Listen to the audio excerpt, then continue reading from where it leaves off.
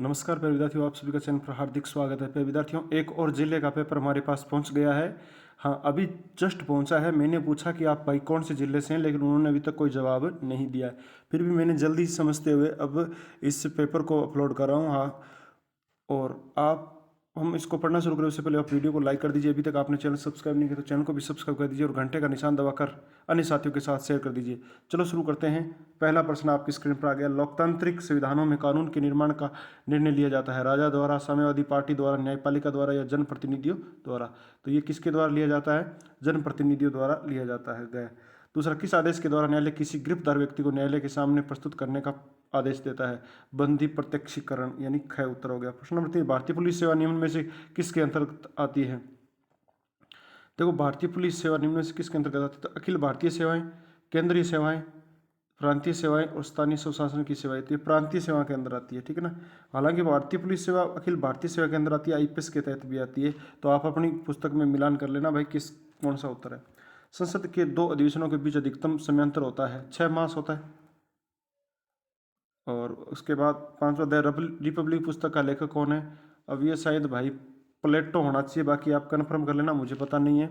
मैं आप का पेपर अपलोड कर रहा हूँ, केवल अभी मुझे पेपर मिला है। आप अपने उत्तर अपनी पुस्तक में देख लो। अधिकतर संविधान कुछ रेगिस्तान अधिकारों की रक्षा करते हैं, यानी मौलिक अधिकारों की रक्षा करते हैं। अधिकतर संविधान कुछ मौलिक अधिकारों की रक्षा करते हैं। 7वां, संविधान में नीति निर्देश तत्वों को के माध्यम से लागू करवाने की व्यवस्था नहीं की गई है, यानी संविधान के माध्यम से, कानून के माध्यम से लागू करवाने की व्यवस्था नहीं की गई है। 8वां, परिस्थितियों के मद्देनजर संविधान में दिए गए रेगिस्तान की निरंतर पूर्ण व्याख्या की जा रही है। तो प्यारे विद्यार्थियों, इसका भी आप उत्तर देख लेना, ये ओरिजिनल पेपर है, कहीं से आया है। स्वराज्य मेरा जन्म सिद्ध अधिकार है, मैं इसे लेकर आऊँगा। तो 9वें में आएगा स्वराज्य। 10वां, फ्रांसीसी क्रांतिकारियों का नारा था स्वतंत्रता, समानता और भाईचारा। स्वतंत्रता, समानता और भाईचारा। तो यहाँ पर क्या आ जाएगा? समानता। यहाँ स्वराज्य आ जाएगा और यहाँ पर समानता आ जाएगा। आप अपनी पुस्तक में देख लेना, ओरिजिनल पेपर है, 2 मिनट लगेगी। वैसे तो आपको आता होगा। देखो, भारतीय संविधान सभा की रचना 1935 के संविधान की प्रस्तावना के आधार पर हुई थी। भी कन्फर्म नहीं है, सत्य या असत्य है, आप देख लीजिए। 12वां, संसद कानून बनाकर मौलिक अधिकारों को परिवर्तित कर सकती है। संसद कानून बनाकर मौलिक अधिकारों को परिवर्तित कर सकती है। बिल्कुल कर सकती है, ये बात सत्य है। पहले भी किया गया है, मौलिक अधिकार था ना आपका। जैसे हालांकि ये संविधान में संशोधन होगा, सीधा कानून नहीं हो सकता। संसद कानून नहीं बना सकती भाई, संविधान में संशोधन कर सकता है। हाँ, तो असत्य बात है ये, ठीक है। पहले संपत्ति के अधिकार को लिया गया था। राजनीति किसी भी तरीके से निजी स्वार्थ साधने की कला है। सत्य और असत्य, किसी निजी स्वार्थ साधने की कला है, बिल्कुल ये बात भी सत्य है। 14, देखो, व्यक्ति पर बाहरी प्रतिबंधों का अभाव ही स्वतंत्रता है। हाँ, ये बात आपकी सत्य है। 14, अब आप, मैंने बता दिया सत्य है असत्य, आप अपनी पुस्तक में मिलान कर लीजिए भाई, मुझे पता नहीं है। मैं तो आपको आपका ये पेपर अपलोड कर रहा हूँ। किसी विद्यार्थी ने कहा है कि आप ये पेपर अपलोड कर दो। मेरे पास कोई विशेषज्ञ नहीं बैठा है, इसलिए मैं आपको उत्तर नहीं बता सकता हूँ, इसके लिए मुझे क्षमा करना। प्रश्न नंबर 15, सामान्यतः मूल अधिकारों को कब सीमित किया जा सकता है? सामान्यतः मूल अधिकारों को कब सीमित किया जा सकता है? देखो देखो, देश की अखंडता, एकता को कायम बनाने के लिए मूल अधिकारों को सीमित किया जा सकता है। जैसे युद्ध के समय है ना, इमरजेंसी के समय भी किया जा सकता है। 16 नंबर, निवारक नजरबंदी किसे कहते हैं? ये पता नहीं है, आप देख लेना। 17, संसदीय कार्यपालिका वाले किन्हीं 2 देशों के नाम लिखिए। तो एक तो संसदीय कार्यपालिका भारत में चल रही है और एक ब्रिटेन में चल रही है, ठीक है।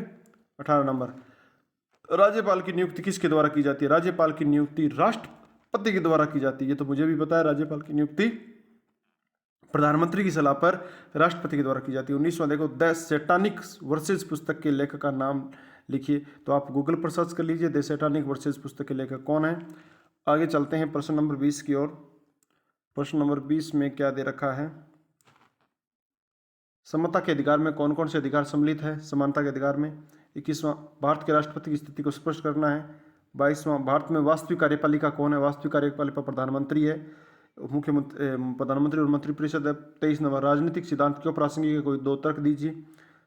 24, हानि का सिद्धांत क्या है? 25, आर्थिक समानता से क्या से? 26, समानता को लोकतंत्र की आधारशिला क्यों कहा गया है?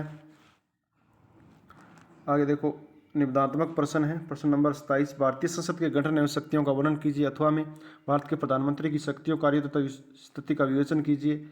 28वां, अधिकार किसे कहते हैं? इसकी विशेषताओं का वर्णन कीजिए। अथवा में भारतीय नागरिकता की समाप्ति कितने प्रकार से हो सकती है?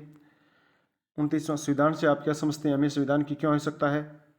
इसके अथवा में व्यक्ति की स्वतंत्रता के संबंध में जॉन स्टुअर्ट मिल के विचारों को स्पष्ट कीजिए।